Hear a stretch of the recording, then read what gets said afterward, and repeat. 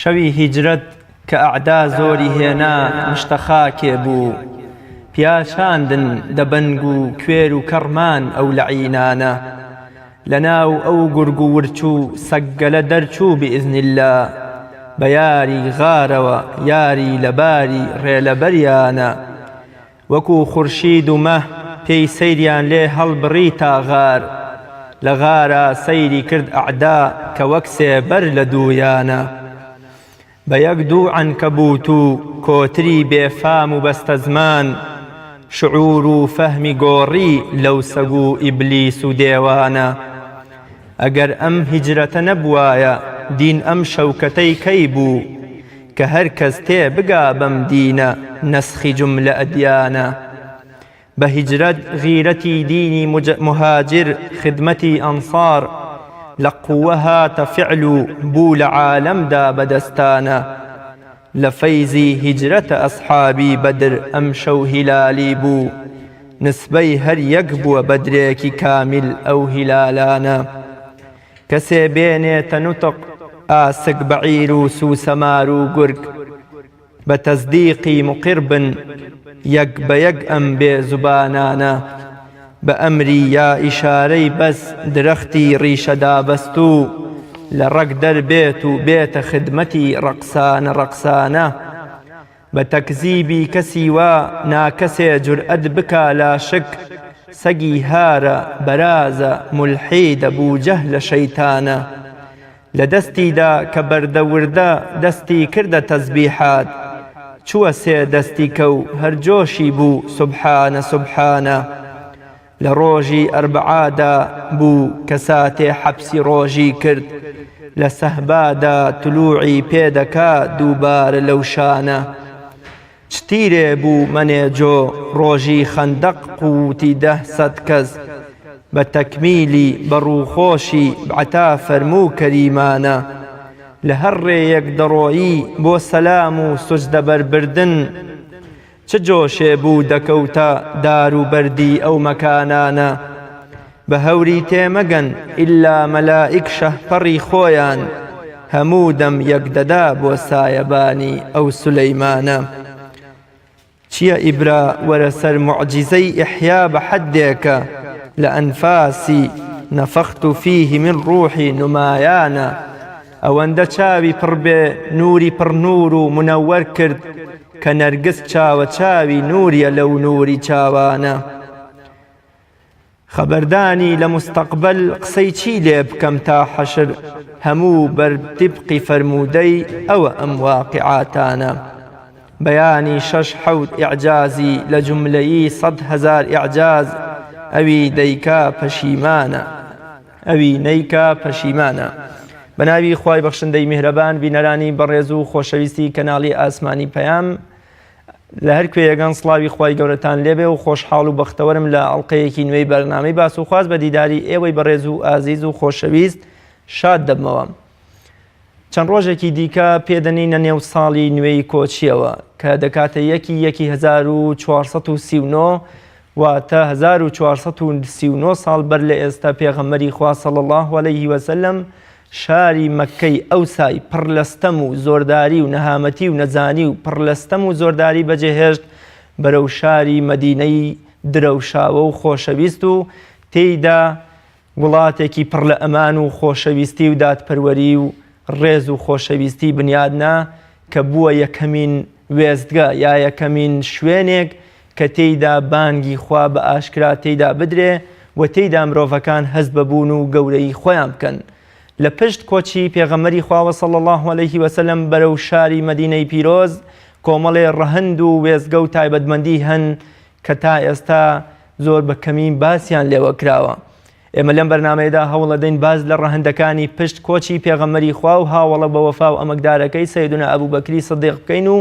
موسڵمانان و خۆمان جارێکی دیکە ئاشنا بکەینەوە بەو وانە و دەرز و پەند و عیبرەتە جوانانەی کە لە پشت کۆچی پێغەمبەری خواوە صلی الله علیه وسلم لەو هەموو ترس و نهێنی و دوژمنەی کە لەگەڵیا بوون لەو کاتەدا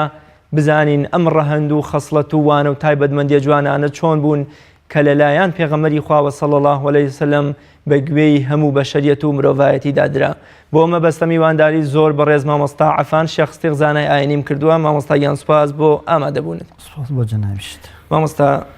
زۆر باز لە هیجرەتی پێغەمبەری خوا کراوە صلی الله علیه وسلم لە مەکەوە بۆ مەدینە وەکو ڕووداوێک، بەڵام پێم خۆشە لە دیدێکی دیکەوە بزانین کۆچ چییە و بەشێک لە عاریفان و زانایان دەڵێن ئەمە کۆچێک دەرچوون بووە لە ستەم و زۆرداری، بەڵام هەندێکی دیکە دەڵێن ئەمە ڕاکردن بووە لە گوناه و تاوان و نەزانی بەرە و پەرستنی خوای گەورە. پێم خۆشە لە دیدی جەناب تۆ بزانین کۆچ چییە و چ هەندێکیە بووە. بسم الله الحمد لله والصلاة والسلام على رسول الله وعلى آله وأصحابه أجمعين. ئێمەش بەش بە حاڵی خۆمان ڕێز و سڵاومان بۆ بینەرانی کەناڵی ئاسمانی پەیام هەیە لە هەرکی هەن سڵاوی خوای گەورەیان لێبێت. یەکێک لەو تایبەتمەندیانەی کە دینداری و دینداریکردن بریتیە لە دروستکردنی پەیوەندیەک لەگەڵ خوای گەورەدا سوبحانه وتعالە و دووبارە داڕشتنەوەی شخصیەتی مرۆڤ بەوەی کەوا کەسێکی مرۆڤ بێ. ئێمە گەرسەیری مێژووی پێغەمبەران بکەین عەلەیهیم السەڵات وەسسەلام لە ئادەم و عەلەیهی السەلام هەتاوەکو نوح صلی الله عليه وسلم درێژایی ئەو مێژووی کە 10 قەڕن دەبێم هەموو خەڵکی لەسەر یەکخواناسی و خواپەرستی و دادگەری بە هەموو مانا و چمکە فراوانەکەی ژیان لە سەردەمی نوح پێغەمبەرە عەلەیهی السەلام کە خەڵکی لەسەر فیترەتی پاکی خۆی لادەدا. خوای گەورە سوبحانه وتعالە وەکو سونەتی خۆی بۆ ناساندنی پەیامەکەی خۆی، ناساندنی ئەرک و وەزیفەی ئینسان لەسەر زەویە پێغەمبەران پەیتا دەنێت تا گاتە محەممەد صلی الله عليه وسلم. هەر پێغەمبەرەی کە دەینێرێم لە بەردەم بڵاوکردنەوەی پەیامەکەیدا کۆمەڵێک ئاستەنگ، کۆمەڵێک بربەست دروست دەکرێ لەلایەن خەڵکانێکەوە یا ئەوەیە کە هەندێ بەڕژەوەندی تا کەسیان هەیە یا لە دووی هەوا و هەوەس و ئارزویان. ئەم دوو گروپەی خەڵک کە پێغەمبەران عەلەیهیم السەڵات وەسەلام دێن ڕوبەڕوویان دەوەستن، ئەمانە نایانەوێت پەیامی ئەم پێغەمبەرانە بەگوێ هەموو کەسا بکەن. لەبەرەوەی پێویست دەکا پێغەمبەران عەلەیهیم السەڵات وەسەلام لە پێناوی ناساندنی خەڵک، ناساندنی ئینسان وەکو ئینسان بەخۆی و لە پێناوی ڕاستکردنەوەی کۆمەڵێ چمک و مەفاهیم کە بە هەڵە خەڵک لێی تێگەشتووە، پێغەمبەران پێویست دەکا عەلەیهیم السەڵات وەسەلام هەموو ڕێیەکی گونجاو بگرنە بەر بۆ ڕاستکردنەوەی ئەو خەڵکی کەوا خوار بۆتەوە. جاری وا دەبێم ئەو پێغەمبەر عەلەیهی السەڵات وەسەلام بە گشتی باسی کە پێغەمبەران دەکەین تا بگەنە پێغەمبەری خۆمان عەلەیهی السەڵات وەسەلام. ئەو پێغەمبەرانە بە گشتی لە ناو کۆمەڵگایەکا دێن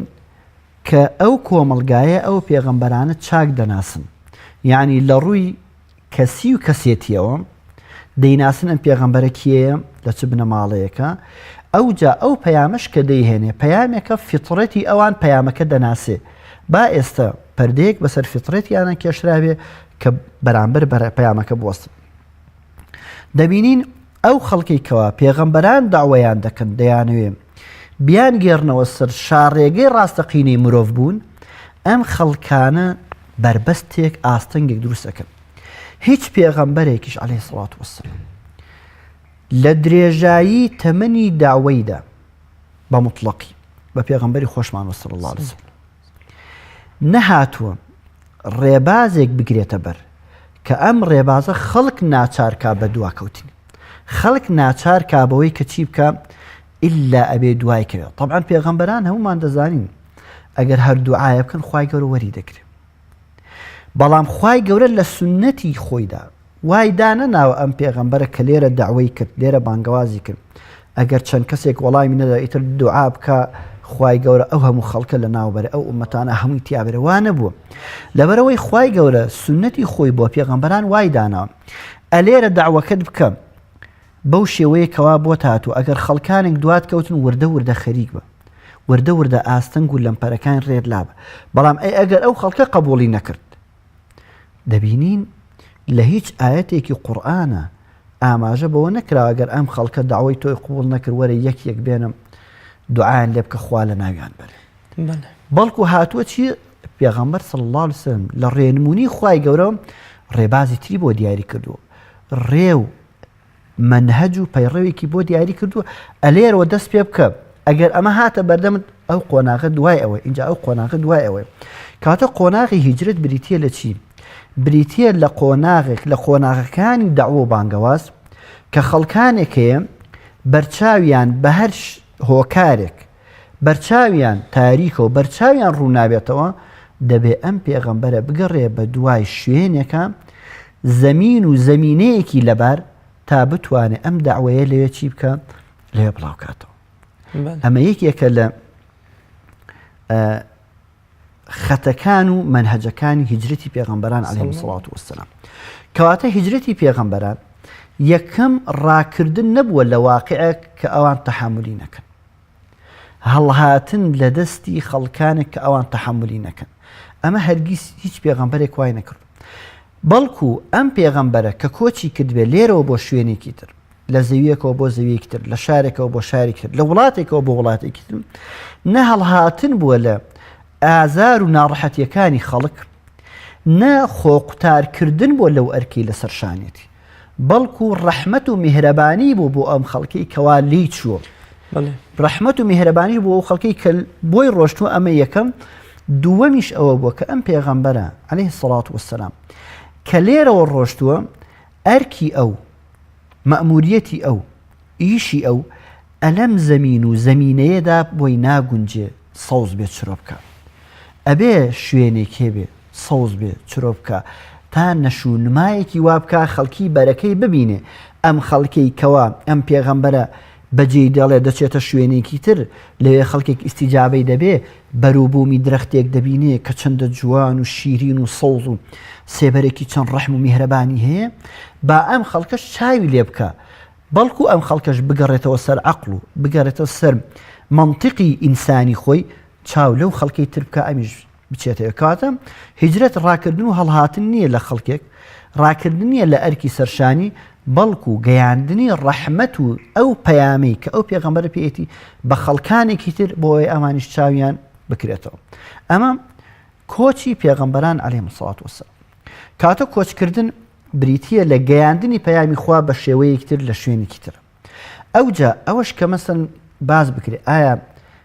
ئەمەی کە هیجرەتی پێغەمبەران ئەمەیە ئەی خەڵکانێکی تر لە دوای پێغەمبەران هیجرەتی ئەوان دەبێ یا نابێ یەکەم هیجرەت تا قیامەت بەردەوامە حەدیثێک کە باز دەکەم ئەو کەسەی کە 99 کەسەکەی کوشت چوە لای کەسی ئاخر وتی من کەسێکی وام ئەو هەموو قەتڵم کردووە ئیشتی تازە هیچ ڕێچارەیەکتنی وتی بە ئاویش بڕوە چوە لای عالمێک وتی من تووشی ئەم گوناهە گەورەی ئەو هەموو خەڵکەم کوشتووە چی بکەم فەرمووی ئەم زەویی تۆی تایە زەوی گوناه و تاوانکردنە لێرە تاوانکردن بەلای تۆ ئاسایی بووە لەبەرەوەی ئێرە بەجێ بێڵە بڕۆرە کوێم بڕۆرە زەویەکی تر بڕۆرە شوێنێکی تر بۆی لەوێ ژیانێکی تازە دەست پێ بکەیت کاتە بۆ خەڵکێکی ئاسایی کۆچکردن و وازهێنان لەو شوێنی کەوا تێدا دەژی دەبێتە ڕەحمەت بۆ شەخسەکە بەڵام خۆ وازهێنانی ئەم لێرەوە بۆ ئەوێ جیاوازە لەو ئەرکێکەوە پێغەمبەران عەلەیهیمۇ الصەلاة وەسسەلام کە لێرە نامێن دەچنە شوێنێکی تر کەواتە هەر گۆڕانکاریە لە ژیانی مرۆڤەکاندا بە ئامانجی هەڵهاتن لە گوناه و تاوان بەرەو شوێنێک یام لە گەڕێکێکەوە بۆ گەڕێکێکی دیگە لە پێناو پەرستنی خوا ئەمەژە دەتوانین پێی بڵێن ناوی لێ بنێن کۆچ ئەمە بە تعبیرەکە ئاوا بڵێن لێرەوە چوون بۆ شوێنێکی تر ئەگەر مەبەست چاکسازی دەرونی بێ چاکردنی ناخ بێ ئەکرێ بڵێ چمکێک لە چمکەکانی کۆچ دەیگرێتەوە چونکو ئێمە هیجرەت لە فرمودەکانی پێغەمبەر عەلەیهی الصەلاة وەسسەلام و لە قورئانیشە ئەتوانین بڵێن هیجرەت بە دوو مەعنا هاتووە یەکێک لە مەعناکانی ئەوەیە وازهێنان یا ڕۆشتن لە زەویەکەوە بۆ زەویەکی تر کە ئەمەش بۆ خۆی کۆمەڵێ مەرج و شروتی هەیە کە زانایان لە ڕوانگەی قورئان و سنەتی پێغەمبەر عەلەیهی الصەلاة وەسسەلام باسی کردووە یعنی هەموو چوونێک لە شوێنێکەوە بۆ شوێنی تر پێی ناوترێ کۆچ، پێی ناوترێ هیجرەت، بەڵکو هەندێکی پێی دەوترێ هەڵهاتن، ڕاکردن، هەڵهاتن لە مەسئولیەتێک کە لەسەر شانیتی بیگەێنێ ناتوانێت لە توانای دانیە لە بەروی ڕاکە لەو مەسئولیەت ئەم پێی ناوترێ کۆچ. ئەوسەکەواتە توانین بڵین کۆچ تاقیکردنەوەی هەموو دەرگاکانی سەرزەویە تەقەلێدانیانە گەشتنە بنبەستە اینجا کۆتا بڕیار ئەوەیە کە تۆ بەجێ بێڵی. با ئەم تعبیرە ئەوەی لێ بکەینەوە جارێکی تر. وتمان هەمووی پێی ناوترێ کۆچ. با ئێستا مەسەڵەن ئەو زاراوەیە بۆتە زاراوەیەکی گشتی هەر کەس ڕابکە لە واقعەیە کە پێی تەحمل نەکرێت، ژیانی لێرە ناڕەحەتە، ڕاکا بۆ شوێنێک کە ژیانی تۆزێ خۆش بێڵێ کۆچی کرد. ئەم معنای ئەو کۆچی ئێمە بەسمانەمە نایگرێتەوە، بەڵکۆم پێوترێ هەڵهاتون ڕاکردن. کاتە کۆچکردن دەبێ نیازی ئەم کەسە کە دەڕوا نیازی ئیسلاح و چاکسازیەکە بێ. ئیتر ئایا بەس ئەوە بەزانین یەکەم چاکسازەکە بێ چاکسازیەکی قیامەتی بێ. خۆمەکەڵین چاکسازی قیامەتی ئەوە نییە ئیتر دنیای لێ ئێهمال کرابێ، چونکو پێغەمبەران عەلەیهیمو سەڵاتو وەسەلام هیچ کام لەوانە نەبووە بێت چی بکەم کاکە دنیای نەیە قیامەتی بێ، ئیتر واز لە خۆشی دنیا و مەلەذاتی دنیا بێنێ، هەچی ناڕەحەتیە بەسەر شانی ئەوە بێ، هەچی جلو پۆشاکی زبرە لەبەری کە، هەچی خواردنی خراپە ئەو بیخوا، هەچی مەسکەنێک زۆر نەشیاو بێ. نامە وا نییە. پێغەمبەران عەلەیهیمو سەڵاتو وەسەلام هەر هەموویان تەماشاکە داود و سلێمان پێغەمبەر پاشاش بوو، پێغەمبەریش بوو. پاشا یعنی چی؟ یعنی لە هەموو ڕەفاهێتی ژیانی هەبووە. یوسف پێغەمبەر عەلەیهی سەلام خەزێنەداری هەموو زەوی بووە، کاتە هەموو ڕەفاهێتی کەوە. کاتە کۆچ پێغەمبەران ئەوە نین دنیایان نەویست بێ. لەبەرەوەی کۆچکردن بریتیە لە دروستکردنی چاکسازیەک. ئایا چاکسازیەکە کەسێک لە ناخی خۆیان دروستیکە وەکو ئەو کەسەی کە لەوێ لە شوێنی گوناهەکە و کۆچی کرد بۆ شوێنی کە چاکسازی دەرونی کرد، یا چاکسازیەکی کۆمەڵگایی بەم پێوترە کۆچ. ئەمە معنای کۆچ و چمکی کۆچ دەیگرێتەوە، نەک ئەوەی هەر کەس لە شوێنێکەوە ژیانی ناڕەحەتە چێتە شوێنێکی تر، لە وڵاتێکی ئیسلامیەوە دەچێتە وڵاتێکی بێدینی، وڵا کاکە هیجرەتی کرد. هیجرەتی کرد بۆچی؟ وڵا لێرە ژیانی ناڕەحەت بوو، تەنگیان پێ هەڵچنیەوە، دەسەڵاتێکی دیکتاتۆر و دەسەڵاتێکی زاڵم هەبوو دەچێتەوە دەسەڵاتێکی عادل. ئەمە چمکی کۆچی بەسەرا دانابڕێ ئیلا لە حاڵەتێکایە. ئەم حاڵەتەش ئەمەیە. مەسەڵەن پێچی هەندێک بڵێ ئەی خۆ موسڵمانەکان لە مەکەی دیکتاتۆرەوە هیچ هیجرەتیان کرد بۆ حەبەشە. حەبەشە وڵاتی چی بوو؟ وڵاتی کابرایەکی بێدینی، کابرایەکی گاور بوو. ئەڵێن ئەگەر هاتوو جەمع و جەماعەتێکی موسڵمانان هەبوو، برا گەورەیەکیان هەبوو، ئەهلی فتوایان هەبوو، ئەم ئەهلی فتوایە فتوای بۆدان تۆ لێرە دینداریت پێ ناکرێ، دعوە و ئیسلاحت پێ ناکرێ، ئەتوانی بچیتە فڵانە وڵات بۆی لەوێ دعوە و ئیسلاحەکەت بکەی. ئەمەش پێوترێ کۆچ، بەس نەک ئەوەی من لە خۆمەوە لەبەرەوەی ژیانم ناڕەحەتە، لەبەرەوەی ناژیم، لەبەر ئەوەی مەسەن تەنگم پێ هەڵچناوە لێرە بچ بە شوێنێکی تر بیانی بە نیازی خۆم. لەبەرەوەی ئەمە کۆچکردن بریتیە لە چاکسازیەکی یا دەرونی یا چاکسازیەکی گشتی کە کۆمەڵگایەکت پێ چاک ناکرێت بچتە کۆمەڵگایەکتر بە ئومێدی چی؟ ئەو ئومێدەت هەبێت لەوێش بگەڕێتەوە دووبارە بۆ ئیسلاحکردن. زۆر باش مامۆستا، لەبەرەوەی بۆی فریای هەموو پرسیارەکان بکەین بە شێوەیەکی گشتی و خێرا باز لە ڕەهەندە جوانەکانی پشتکۆچی پێغەمبەری خوا بکەین. یەکەم هەنگاو یام یەکەم سیفەتێکە لەم کۆچاوەکو ئەڵێ زۆر جار کۆمەڵێ شت هەن بە دژەکانیان جوان دەرەکەون، ڕووناکی و تاریکی. کاتێ ڕووناکی جوان کە تاریکیە بێ، کاتێ لەش ساغی نەخۆشی ئینسان هەستیەکە کە پێشتر لەش ساغیەکەی و کۆمەڵێشتی دیکە. ئەمانەتداری و گێڕانەوەی ئەمانەت بۆ خاوەنەکانیان لەو لەحزەیە کە هەموو ترس و بیمێ لەسەر موسڵمانان هەیە. پێغەمبەری خوا بە شێوەیەکی زۆر نهێنی هەنگاوەکان هەڵەهێنێتەوە بۆ ئەوەی ئەمە تەبعاً دوای فەزڵ و چاودێری خوایی بۆ ئەوەی کە قوڕەیشەکان پێی نەزانن. گێڕانەوەی ئەمانەت لەو لەحزە ترسناکەدا یام لەو لەحزە پڕنهێنیەدا پێم خۆشە باز لەو ڕەهەندەمان بۆ بکەین. هەر ویستم ئەو نقطەیە زۆر گرنگە. کاتێکە پێغەمبەر عەلەیهی سەڵاتو وەسەلام دێت و داوە دەکات، سەرەتای داوەکەی بەوە دەست پێ ئەکات کە من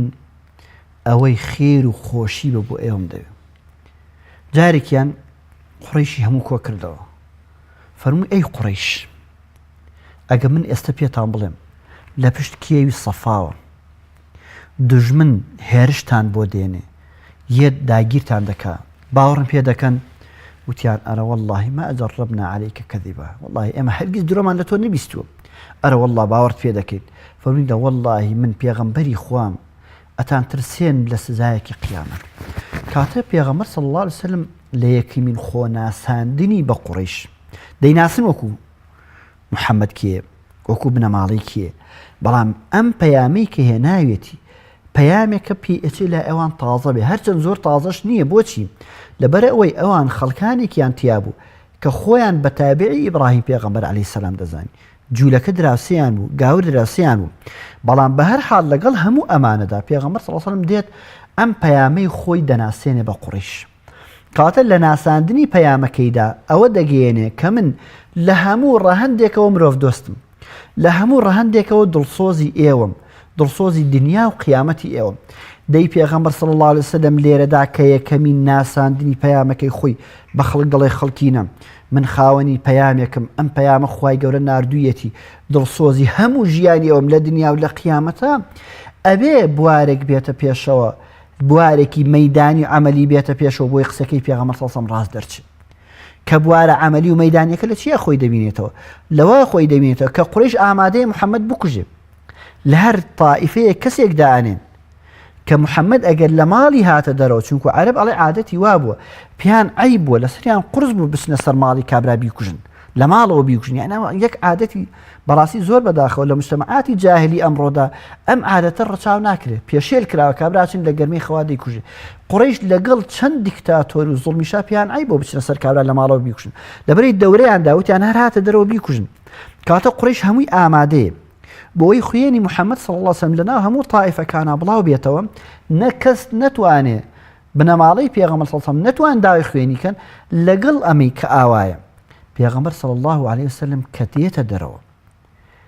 یەکێکدا ئەنێ بۆ ئەوەی کەوا ئەمانەتەکانیان باتەوە خۆ دەتوانێت بڵێن کاکە بڵێ داگیریەکەم ئەوان یەن خوێنی من ئەخۆن ئێستا من نتوانم پارە سەرۆتەکەیان داگیرکەم لەبەر ئەوەی پێغەمبەر صلی الله عليه وسلم قوڕیش ئەوەندە دڵنیا بوو کە کەسێکی دەستپاک و خیانەت نازانێ حتا لە پێغەمبەرایەتیشیدا یعنی ئەمە زانیت چکە 13 ساڵ پێغەمبەر صلی الله عليه وسلم پێغەمبەرایەتیەکە لە 13 ساڵی داوەشیە کە قوڕیش هەمووی دژی پێغەمبەر ئەمانەتەکانی لە ئەودانا ئەی بۆ ناسن لای سەدەنەی کەعبە داینن ئەی بۆ ناسن لای ئەبوو لەهەب و ئەبوو جەهل و کێو ئەم سەردەمداران داین نا ئەوان یەقینیان هەیە کە پێغەمبەر صلی الله عليه وسلم قسەکانی دەکا قسەکانی ڕاستن بەڵام خۆ ئەبێ بوارێکی عەمەلی بێتە پێش بۆی قوڕیش زیاتر دڵنیا بێت لە صدقی پێغەمبەر صلی الله عليه وسلم ئەوەیە کە هەمووی کۆبۆتەوە پێغەمبەر صلی الله عليه وسلم ئەکوژێ کە چی بکە خوێنی بڵاو بێتەوە بەڵام ئەو ئەفەرمێ ئەی عەلی لە شوێنی منە دەخەوی بۆچی دەخەوی بۆی سبەینێ ئەمانەتەکانیان بیتەوە کاتە ئەمە پێمان دەڵێ گەورەترین سیمای ئینسانی مسلمان و دیندار ئەوەیە کەوا لە کاتی خۆشی و ناخۆشی لە کاتی خۆشویستن و دژمنایەتی و ڕقلێبووندا بێ مووقیفی هەر مووقیفێکی سابت و نەگۆڕ بێ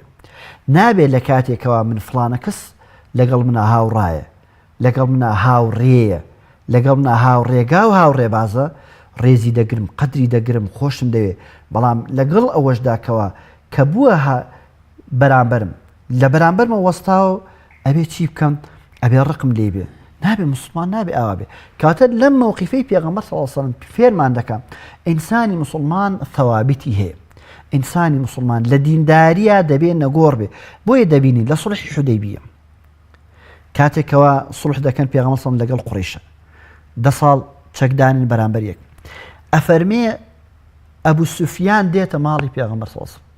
طبعا ئەبوو سوفیان خەزورەی پێغەمبەر عەلەیهی سڵات وسلام ئومو حەبیبەی خێزانی پێغەمبەر صلی الله عليه وسلم ئەفەرمێ کە هێتە ماڵی پێغەمبەر عەلەیهی سڵات وسلام ڕاخەرێک دانراوە ئەوێ لەسەری دانیشێ ئومو حەبیبە ڕاخەرەکە لا با فەرمێ لەوە دان لەسەری دامنیش ئەویش ئەڵێ کچم من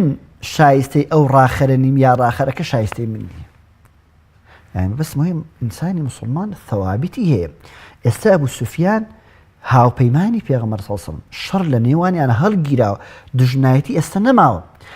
ئومو حەبیبە دەفەرمێ ئەمە ڕاخەری پێغەمبەر صلی الله عليه وسلم تۆ مشریکی نابێت لەسەری دانیشی کاتە ئومو حەبیبە مووقیفی ناگۆڕێ چونکو شەخصەکە نەگۆڕاوە با زروفەکە گۆڕابێ با ئێستا حلف و پەیمان و شەڕ نەکردن هەبێ بەڵام خۆ شەخصەکە نەگۆڕاوە کاتە پێغەمبەر صلی الله عليه وسلم لە یەکەم شەوی هیجرەتا فێرمان دەکا مسلمان خاوەنی ثەوابتە مسلمان خاوەنی مەبدە خاوەنی مەسلحەت نییە. ئێستا لە دنیادا زۆر بەداخەوە ئەوەی کەوا پێدەوتێ ڕێکخراوە نێو دەوڵەتیەکان زلهێزەکانی دنیا ئەوان خاوەنی مەسالیحن لەگەڵ خەڵکە. زۆر بەڕوونی ئەمە ئێستا ئەگەر کەس بەمە نەزانە کورد بەمە زۆر چاکەزانێ کە زلهێزەکان خاوەنی مەسالیحن، بەڵام ئینسانی مسلمان دەبێت خاوەنی مەبدە بێت. کەواتە لە یەکەمین هەنگاوی پێغەمبەر صلی الله علیه وسلم ئەوەی جەنابەت باسی ئەمانەتەکان کرد فێرمان دەکا مسلمان خاوەنی مەبدە خاوەنی مەسلحەت نیە. مامۆستا یەکێکی دیکە لە سیفەتە هەرە بڵند و جوانەکان لەم ڕۆیا کاتێک کە باز لە کۆمەڵگەیەک دەکەن دەڵێن کوڕە مەسوول و مەسوولەکان خۆیان وەزیرەکان پاکیان ناکەوێت شتێ قەومێ ویزەیەک لێ ئەدەن و بەرەو یەکێ لە وڵاتە خۆشەکان بەڕێەکەون. پێغەمبەری خوا صلی الله علیه وسلم کۆتا هەمین کەسە ئەگاتە دارولئەمان، دەگاتە شاری مەدینە، هەرچی چەوساوە و فەقیر و خەڵکی هەژار و نەدار و بێکەس هەیە ئەیگەێنێتە ئەمان و خۆشبەختی. اینجا خۆی لەگەڵ ئیمامی ئەبوبەکرا بەڕێ دەکەوێت لە ناو ئەو هەموو ترس و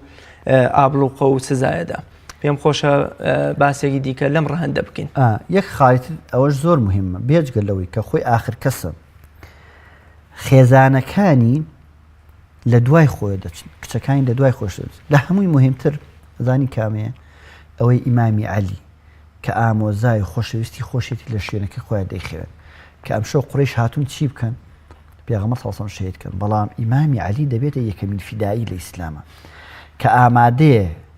کە پێی ئەفەرمێت تۆ لە جێگەی من دەخەوی بۆی قوڕیش وابزان من خەوتم پێخەفەکەی من ئەدەی بەسەر. ئیمامی عەلی هیچ باکی نەبوو لەوەی باشە خۆ من گەنجێکم کاکە من ئێستا تەمەنی ئیمامی عەلی 23 بۆ 24 ساڵە، یعنی ئێستا تازە ژیان دەست پێ ئەەکەم. پێغەمبەر صلی الله علیه و فەرموو ئەمە گەنجێکە ئاوەر با بە تەمەنێکی قوڕیش دان و خۆ هەر کەس بخەیە لەژێر ئەو بەتانێ خۆ کێ ئیبینێ. بەڵام ئەو زۆر گرنگە کەواتە لە ئیسلامە مەبدەی ئیسلام ئەمەیە لا يؤمن أحدكم حتى يحب لأخيه ما يحب لنفسه. پێغەمبەر صلی الله عليه وسلم کە خۆی خاوەنی ئەم فەرمودەیە دەبێ یەکەم کەس خۆشی تەطبیقی بکە. ئێمە ئەڵێن زۆر بەداخەوە لە هەموو دنیای ئەمڕۆ جیهانی ئیسلامیە ئیسلام بە ناوێک هەیە بەس بە ناوەڕۆکەکەی نییە. زۆر جار من کە قسە بکەم بۆ خەڵکی لەسەر مینبەر وتار بدەم هەچی جوانیەکانی ئیسلامە باسی یەکەم، بەس بەداخەوە لە ژیانی عملی و پراکتیزەکردنی ئەم جوانیانی ئیسلام لە ئێمەدانی. بۆیە دەڵێ کابرایەکی ڕووسی مسلمان بوو دوای هاتە جیهانی ئیسلامیتی ئەلحەمدولله ئیسلام ناسی بەر لەوەی مسلمانان بناسم. ئەلبەتە مەش ڕەشبینی نییە بەرامبەر بە مسلمانان ئەلحەمدولله لە هەموو سەردەمێکا خەڵکێکی چاک و پاک و بۆ خوا سوڵحا هەیە. مەبەستم ئەم قسەی جەنابەت ئەمەیە زۆر بەداخەوە لە دنیای ئیسلامدا ناوەڕۆکی ئیسلام لە ناو خەڵکی داونە. لە دنیای ئیسلامدا ئەو بەها جوانانی کە هەیە پێغەمبەر صلی الله عليه وسلم لە شەڕی بەدرا کە یەکەمین ڕوبەڕووبوونەوەی ئیسلام و کوفرە کێ دەباتە پێشەوە؟ یەکەم ئیمامی عەلی دەڕوە، دووەم حەمزە دەڕوە، سێم هیشام دەڕوە کە یەکێکیان ئامۆزایەتی، یەکێکیان مامێتی، یەکێکیشیان هەر ئامۆزایەتی. یعنی کە ئەم ڕوبەڕووبوونەوەی یەقینە یا دەکوژرێ یا دەکوژێ. نافەرمێ فڵانی فڵان ئێوە وەرن خزمەکانی خۆم با لە دەر و خۆم حیمایی خۆم بن بەڵام ئێوە بچنە پێشەوە. ئیمامی عەلی دەفەرمێ لە سەختترین کاتەکانی شەڕایمە پەنامان بەر پێغەمبەر دەبر عەلەیهی سەڵاتو وەسەلام. ئەفەرمێ لە مەدینە یەک سەدایەکی زۆر قورسات زۆر بەرز بوو هەموو مەدینە ڕاچڵەکی. ئەفەرمێ چوین بزانین دەنگەکە چییە؟ ئەڵێ سەرمان کرد پێغەمبەر سەڵام لەو سەرەوە هاتەوە. کەواتە یەکێک لە بەها بەرزەکانی ئیسلام ئەوەیە فێرمان دەکا ئەگەر تۆ ئەتەوێت دینداری بکەی ئەتەوێت لە قیامەتا بەختەوەربی ئەبێ شتە چاکەکانی قیامەتت لە پێشا بۆ خۆت دانابێت تا بۆ براکەت. یعنی مەبەستم چییە؟ مەبەستم ئەوەیە لە هەموو کاتەکانە دەبێت تۆ ئامادەبی لە پێناو بەختەوەرکردنی کۆمەلگاکە تا سەحیە بە خۆت بدەیت. ئەو پێغەمبەران عەلەیهیمۇ الصلاة والسلام نەک محەممەد عەلەیهی صلی الله عليه وسلم پێغەمبەران عەلەیهیمۇ الصلاة والسلام بزانە هەموویان دەبنە زەحیەی بەختەوەری خەڵک، زەحیەی ئاسوودەیی خەڵک. بەس ئێستا زۆر بەداخەوە کە مسلمان لە تەعالیمی دین دوور کەوتونەتەوە شتەکە وای لێ دەرەچێت شتێک باشەکان بۆ خۆمان ئەوانش کە باشین بابی دێن بە خەڵکی. ئەوەی کە جوان و خۆشە باخۆم بیخۆم ئەوەشی بەرماوەیە ئەگەر مایەوە بیدە بە خەڵک ئەگەر نەمایە مەیدە. لەبەر ئەوەی ئێمە دەڵین لەسەر هەمومان پێویستە تاکتاکی ئومەتی ئیسلامی تاکتاکی مسلمانان دەسەڵاتداران بە تایبەت چونکو ئەگەر ئەڵێن کابرایەک جارێکی ئیمامی شەفیعی بە کابرایەکە خەریکە ئەکێ فەرمووی وریا بە نەکەی وتی قوربان من بکەوم زەرری بۆ خۆمەیە بەس تۆ بکەی ئومەتی ئەکێ لەبەرەوەی بەڕاستی دەسەڵاتداران پێغەمبەر صلی الله عليه وسلم ئەفەرمێ یا ڕەبی خوای گەورە هەر کەس کاری ئەم ئومەتەی منی کەوتە دەست ئەگەر بربەست و ئاستنگی لە نێوان خۆی و فەقیری و دامایی و هەژاری خەڵکا دروست کرد لە قیامەتا خوای گەورە وای لێ بکە لەبەر ئەوەی بەڕاستی بەهابەرزەکانی دین یا پێغەمبەر صلی الله علیه وسلم لە هیجرەتا پێمان دەفەرمێ تۆ ئەگەر بتەوێ دینداری بکەی دنیاداری بکەی بتەوێ خەڵکی لە ژیانێکی ئاسوودەبی ئەبێ بەڕاستی قوربانی بە خۆت بدەیت ئەبوو هورێرە دەفەرمێ جارێکیان پێغەمبەر صلی الله علیه وسلم شکاتی برسێتیمان کرد وتمان یا ڕەسوڵ الله بەردێکمان لەسەر سکمان بستووە لە برسانە ئەفەرمێ پێغەمبەر صلی الله علیه وسلم هیچ قسەی نەکرد کراسەکەی بەرز کردو و دوو بەردی لەسەر سکی بەستوو کاتە ئەمە ئەوەیە کە ئینسانی مسلمانی ڕاستەقینە ئەو کەسەیەکەوە ئامادە بێ ژیانی خۆی بکاتە قوربانی ژیانی مسلمانان زۆر باش ئامادە بێ قیامەت لە بەردەم خوای گەورەدا سەربەرزانە سەربەرزکاتەوە نەک لە دنیادا تەزحیە بدا بە خەڵکی لە پێناومانەوەی کورسی و دەسەڵاتی خۆیدا زۆر باش مامۆستا خاتو عایشە فەرمێن نەمبینیوە هیچ کەسێ لە خۆشییا بگری ئیمامی ئەبوو بەکر نەبێ کاتێک کە ئەزانەی هاوسەفەر و هاوڕێی پێغەمبەرە بێ بۆ کۆت صلی الله علیه وسلم گەورەمان ئەبوو بەکر بە خۆی بە ماڵەکەی بە منداڵەکانی بە شوانەکەی بە ئاژەڵەکانی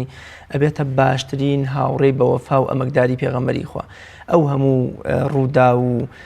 پندوانە جوانانەی کە لە خۆشەویستی وەفاداری ئیمامی ئەبوو بەکرە و باز دەکرێت لە هیجرەتە تا ئەگەنە ئەشکەوتەکە و تا شاری مەدینەش پێم خۆشە لە زاری جەنابتەوە بیبیسین با باسێک لە ڕەهەندی وەفاداری و ئەمەکداری سەیدنا ئەبوو بەکری سیدیق بخەین هەزار سڵاوی خوای لێبێ یەکێک لەو خاڵە گرنگانە کە باسی بکەین ئەویش ئەمەیەم ئەوەی کە بووەتە خەلیفەی مسلمانان لە ئیمامی ئەبوو بەکرەوە تا ئیمامی عەلی ئەو چوار خەلیفە بە هیچ شێوەیەک هیچ کامیان بە گراوندێکی خراپیان نییە کە خەڵک بیداتۆ بە ڕوویانە ئەم خاڵەمە زۆر مهمە یعنی ئەوەی لە نەشیاوێ بۆ ئینسان بۆ کەسێکی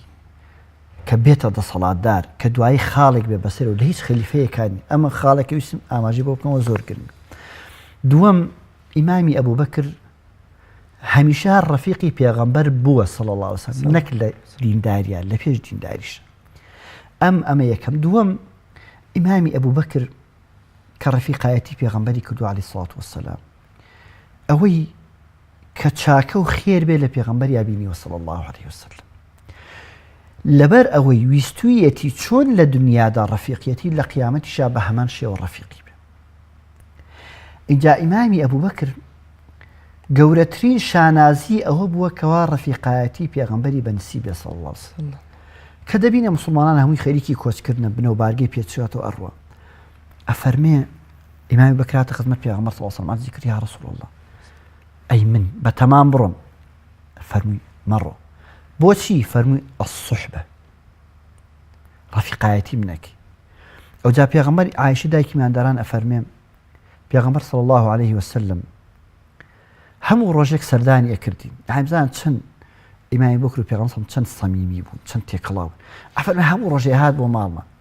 ئەفەرمێ ڕۆژێکی ناوەخت لە دەرگایەکی ترەوە خۆی کرد بە ماڵی ئێمەدا چیم وەڵا بە تەمای هیجرەتین و بڕۆین ئەفەرمێ ئەوەی کە جەناب باس کرد عایشە فەرمی هیچ نەمبینی بوو خەڵکی لە خۆشیە یعنی بگری ئیلا ئەو حاڵەتەی نەبێت کە ئیمامی بەکر لە خۆشیە دەستی کرد بە گریان یعنی بزانە ئیمامی بەکر چەند تەضحیە بەم دینە ئەدا ئیمامی ئەبوو بەکر کە سوحبەی پێغەمبەر دەکات صلی الله علیه وسلم تەنها خۆی لەگەڵ پێغەمبەر ئاڕوە صلی الله علیه وسلم نافەرمێ ئەی پێغەمبەری خوا ئەی باشە ژن و مناڵەکەم چی لێ بکەم ئەوە خێزانم ئەوە کچم دەزانێم کە ئەم پێغەمبەر عەلەیهی سڵات وسەلام ئەوەندە یەقینی هەیە بە پێغەمبەر صلی الله علیه وسلم حتا لە مەسەلەی ئیسرا و میعراجە کە پێغەمبەر باسیەکا بۆ ئەبوو لەهەب ئەم بە هەلێکی زۆر گەورە ئەزانە بۆی مسلمانان دوو دڵکە لە مەسەلەی پێغەمبەرایەتی پێغەمبەر صلی الله علیه وسلم یەکسەر بۆ لای ئەبوبەکر ئەجێ ئەزانێ ئەبوبەکر چەند سەمیمیە لەگەڵ پێغەمبەر عەلەیهی سڵات وسەلام ئەڵێ ئەبوبەکر ئەزانێ صاحبەکە چییەڵێ ئەڵێ چییەڵێ ئەڵێ وتی من ئەمشەو چوون بۆ قودس چوومە ئاسمانەکان و هاتمەوە فەرمی جاوە چییە لەوەش زیاتر بڵێ باوەڕی پێ ئەکەم والذی جاء بالصدق وصدق به جا ئیمامی ئەبوبەکر ڕەزا و ڕەحمەتی خوای لێوێ عایشە فەرمێت ئەو ڕۆژە زانیم کەوا گریانی خۆشیش هەیە چونکو پێغەمبەر صلی الله عليه وسلم خۆی دەفەرمێ المرء يحشر مع من أحب المرء مع من أحب يعني ئەمەی ئیمامی ئەبوبەکر دەیبیسێ ئەو پەڕی گەورەیی زانیوە بۆ خۆی کەوا سوحبەی پێغەمبەر وەرگرێ صلی الله عليه وسلم ئەمەندە بەلایەوە گەورە بووە چونکو زانیوێتی پەیامی ئەم پێغەمبەر عەلەیهی سەڵاتو وەسەلام پەیامێکی ڕاستە دووەم کە سوڕاقە دوای پێغەمبەر دەکەوێت صلی الله عليه وسلم ئەفەرمێ سوڕاقان پێغەمبەر صلی الله عليه وسلم بەردەوام یەک ئاوری نەئەدایەوە هەر ئاوارە بەس ئەبوبەکر سەیری ئەم لایە کرد سەیری ئەو لایە کرد زۆرش لەژا بوو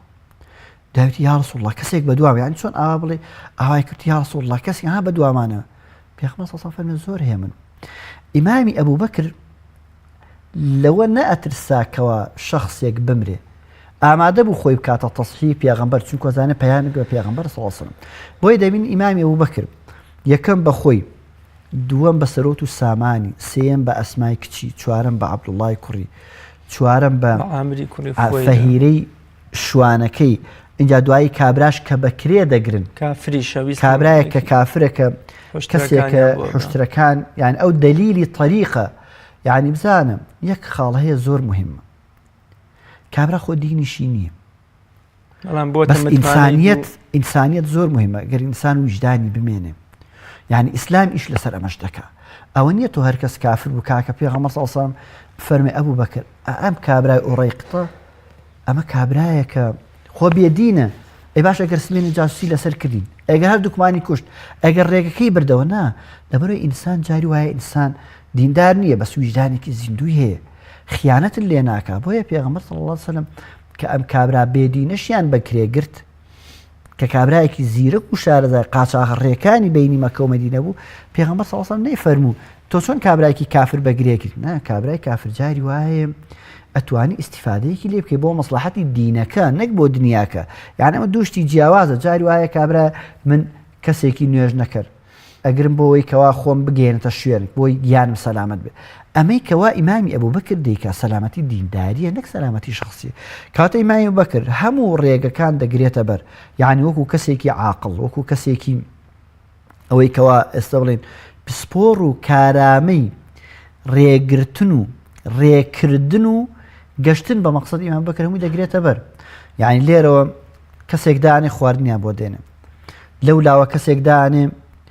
ئەخباریان بۆ بێنێ لەم لاوە کەسێک دانێ شوێن پێکان کەوا بسڕێتەوە بۆی کەس نەزان دەکوێ دوای کەسێکی عاقڵ دەگرێت ئیمامی بەکر خۆی شارەزای قاچاغڕێکان نییە خۆ هەموو کەس نازانن قاچاغڕێکامێ کەسێک دەگرێت کەواتە ئیمامی ئەبوبەکر وەکو بڵێ کەسێکی محەنەکێکی سیاسی ئەگەر ئەم تعبیر ئەوە بەکاری بە ئیمامی بکرد کەسێکی عاقڵ کەسێکی پسپۆڕ و کارامە لە هەموو ئەم ڕێیاندا توانی کەوا ئاسانکاری بۆ کۆچی پێغەمبەر بکات صلی الله عليه وسلم ئامادەش بوو قوربانی بە هەموو شتێکی بدا ئەسما ئەفەرمێ باپیرەم نابینا بوو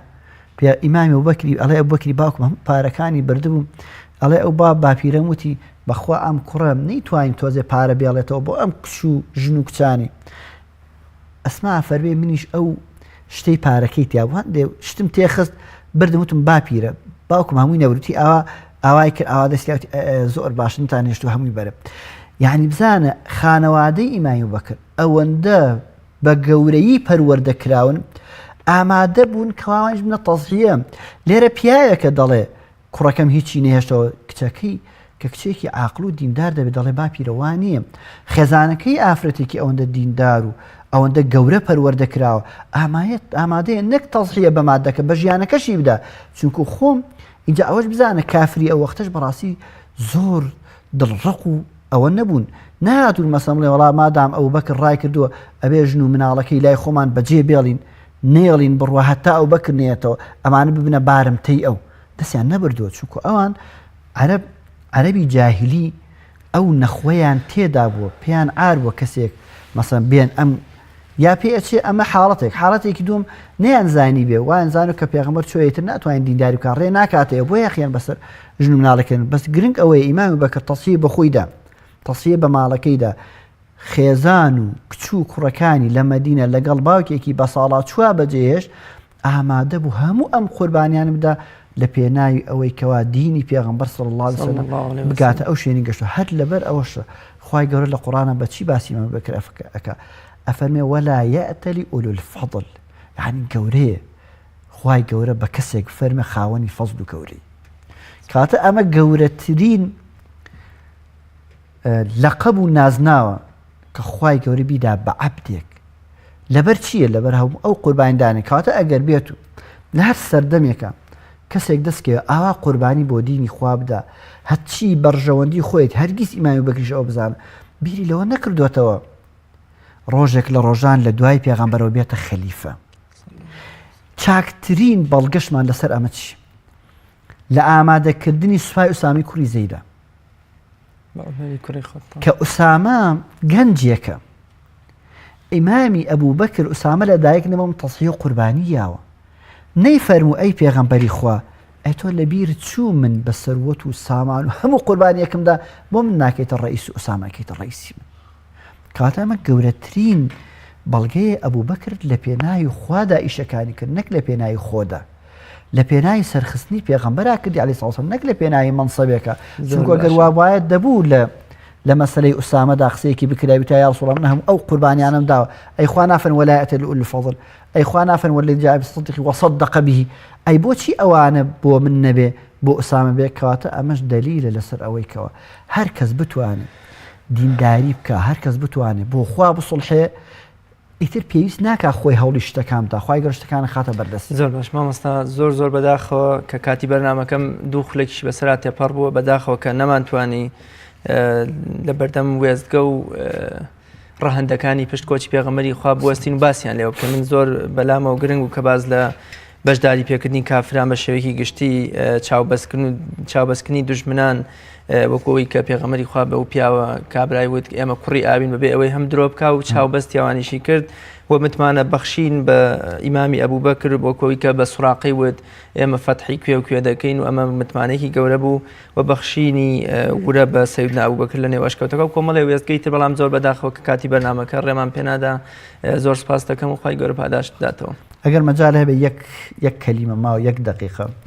عەبدوڵڵای کوڕی سەلام دەفەرمێ کە پێغەمبەر صلی الله عەلەیهی وسەلەم هیجرەتی کرد بۆ مەدینە، چووم هێشتا جوولەکە بووم کافر بووم، چووم بزانم ئەمە کێ، ئەفەرمێ بینیم سیرم کردنەوە وەجهی کەسێکی درۆزن نییە، ئەڵێ یەکەم شت کە بیستم لە پێغەمبەر فەرمووی ئەیها الناس ئەفشوا السەلام وصلوا الأرحام وأطعموا الطعام وصلوا بالليل والناس نيام تدخلوا الجنة بالسلام. ئەفەرمێ ئەم خاڵە گرنگی ئەم خاڵان لە چییە؟ یەکەم و دووەم و سێم پەیوەندی بە ژیانی مرۆڤایەتیەوە هەیە، چوارەمیان پەیوەندی بە عەبد و خەڵکەوە هەیە. یەکەم بڵاوکردنەوەی سەلام و ئاشتی، دووەم خواردنان بە خەڵکی، سێم بە جێگەیاندنی سیلەی ڕەحم، چوارەم ئەفەرمێ شەو نوێژ بکەی. کاتە دینی ئێمە هاتووە دینێکی ئاشتی بێ، دینێکی برایەتی بێ، پێکەوە ژیانی هەموو خەڵکی بێ. ئەوەی کەوا دیندار ناتوانێت لەگەڵ خەڵکا بژی، مەبەستم دیندارێک کە تەبعیەت لە قورئان و سنەتی پێغەمبەر بکە عەلەیهی سەڵاتو وەسەلام، بەرامبەرەکەیەتی ناڵێن، نەک دینداریەکەیە، نەک دیندارەکەی، نەک قورئان و سنەتەکەی. کەواتە یەکەمین پەیامی پێغەمبەر سەڵام لە مەدینە کە هێشتا چاوی لە مەدینە نەکراوەتەوە، خەڵکی هاندەدا بۆ برایەتی و بۆ پێکەوە ژیان. ئومێدەوار ئینشاءڵڵا ئەم کۆچەم ببێتە مایەی خۆشی و بەختەوەری بۆ ئێمە هەموو موسڵمانانی دنیا. زۆر سپاس مامۆستا گیان. بینەرانی بەڕێز و خۆشەویست، لە کۆتایی بەرنامەکەدا ڕەحمەت دەنێرین بۆ ئەو شاعیرەی کە لە وەفاداری و گیان فیدایی ئیمامی ئەبوو بەکر دەفەرمێ هەر کەسێ هات و وتی من ئاشقم بڕوا مەکە تا لەسەر گۆنای نیشانی زەخمی مارانگەز نەبێ. تا بەیگەیشتنەوەیەکی تر و لە بەرنامەیەکی دیکەی باسوخواز بەخوای گەورە مێرەبانتان ئەسپێرم، خواتان لەگەڵ.